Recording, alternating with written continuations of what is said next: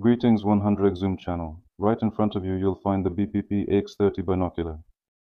I can't say for sure when this binocular was manufactured based on the serial number, but judging by this logo, it can be said that the binocular was produced before 1962.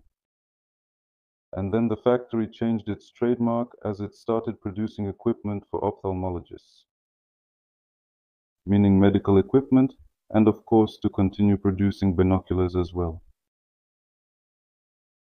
The binoculars possess this single-layer coating. An attempt has been made by someone to repair it. The binoculars also possess a tilt to the left side, resulting in a doubling that is quite significant. Inside, it also contains dirt and traces on the prisms, which means that it needs to be completely disassembled and meticulously cleaned. First and foremost, for example, I start the repair with the eyeglasses. I unscrew the eyepieces. They can be made of plastic, they can be made of bakelite. The next item is this locking ring. You need to loosen the set screw. Afterward, utilizing a key like this one, you can proceed to loosen this ring with your own effort and care, taking advantage of the assistance provided by the key. As you can see, in order to obtain this part, first, the eyepiece needs to be screwed into the body. If you just unscrew it like that, you won't get this part at all.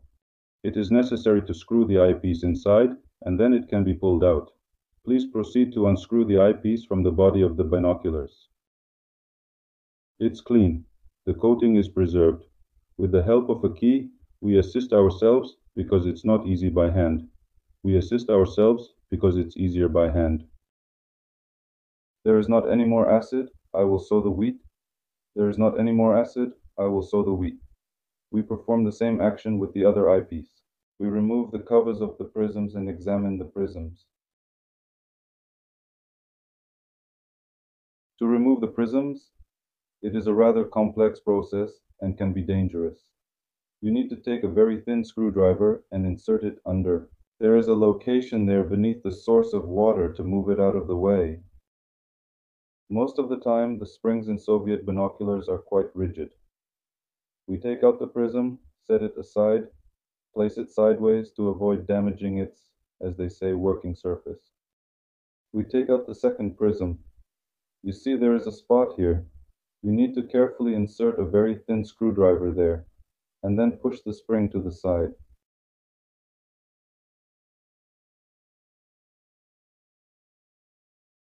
Now we move on to the large lens, to the objectives. The same, you see, I help myself with a key, and unscrew. We take out the prisms. Before that I took out the springs. Here it can be a bit more complicated. If the prism is tightly seated or glued, you can assist yourself by applying pressure from below to avoid any potential damage when you exert a strong squeeze on it using tweezers. Inspect binoculars, treat with alcohol. It never causes harm. Let us continue. Now we will move on to the topic of prisms and explore their properties. First and foremost, I rinse them under running water to wash away any dust, sand, or anything that could potentially damage the prism later on. Following that, I apply alcohol and commence wiping it down. I make use of a very soft cloth specifically for this task. The most important thing here is that there is nothing on the glass except water or alcohol. Subsequently, I blow off any minuscule fibers that the fabric may have left behind, and now one prism is ready and prepared for me to use. I had to clean the 3 prisms that came after in the sequence. Now, in reverse order, we assemble first the prisms that are closer to the lenses, that is, to the larger lenses. Believe me, in this situation it will be the most excellent anti-glare covering and subsequently the spring mechanism. Underneath the spring there is a piece of cardboard.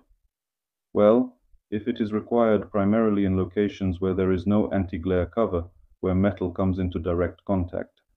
In this particular situation, the nut is also required, but it is already present.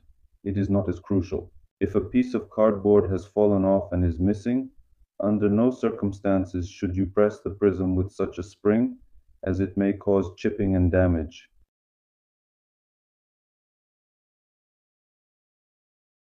Now we remove the big lens. You see, I position this protective cover which is trimmed to 30 millimeters, so that in case the tool accidentally slips, I can avoid scratching the surface of the lens. By unscrewing the clamping ring, we remove it and take out the lens from its housing. You will not be able to extract it as it is crimped on one side, so you just need to wipe it in order to ensure it is perfectly clean and free from any dirt or residue that may be present, without being able to pull it out completely. At present, it has been cleaned, and I would like to mention a few words about the adjustment ring. When you mount this lens in the housing, it is important to ensure that the adjustment ring is properly aligned. In case the lens is slightly twisted and there exists a small step, it will not be possible to insert this lens with the adjustment ring into the lens housing. The lenses are inserted. Now we blow out the housing, as some dust particles could have remained inside. And we mount the prisms, which are located on the side of the eyepieces. And now we proceed to the eyepiece. The lens that is nearest to the prisms is free from dirt or smudges. You can also wipe it. The dirtiest part in this area is the lens directed towards the eyes. And it has the capability to be unscrewed. And in general, it is necessary for it to be unscrewed only if there is dirt inside the eyepiece. If there is no dirt, there is no point in unscrewing this lens, which is closest to the eyes, as it is sealed from this side, and you won't be able to remove it. So this lens is cleaned solely from the exterior with great care to avoid any scratches.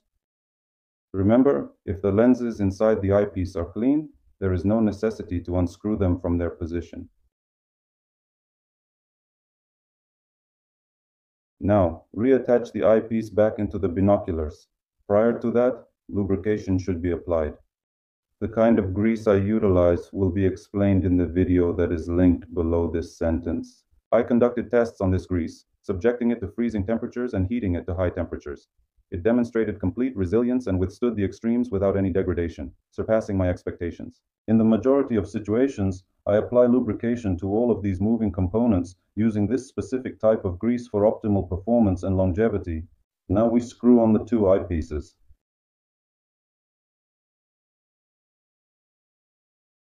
Now our binoculars are prepared for us to make adjustments. I will attempt to make adjustments by using the adjustment rings located on the objective lens. In general, all of the adjustment methods are showcased in a dedicated video on my YouTube channel, available in both the Ukrainian and English languages, and you can then attempt to do it yourself. However, if, for instance, you do not possess an adequate number of adjustment rings and the binoculars still produce a double image as a result of deformation caused by a fall, in that particular situation, you can assist yourself by readjusting the binoculars using a prism. The most straightforward method to accomplish this task is by utilizing a prism. Prisms that are positioned in closer proximity to the eyepieces have the capability to be moved in different directions, depending on the specific binocular housing and the respective seating positions located underneath the prisms. When installing prisms, they must be mounted in a manner that guarantees equal spacing on both the left and right sides, approximately 1 millimeter, if the binocular housing permits it and there is enough room available. In the event that it did not work with the lenses, you have the option to easily move the prism to the left or right for proper adjustment and alignment. This method of adjustment is also accessible in a separate video that belongs to me. That's it. The binoculars have been completely repaired.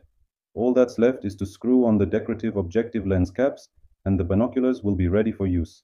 Thank you all for watching the video. For those who haven't subscribed yet, if you enjoyed it, kindly subscribe to my channel. If this video was helpful in repairing binoculars, please subscribe and don't forget to give it a like. Thank you so much, and looking forward to seeing you again in the future.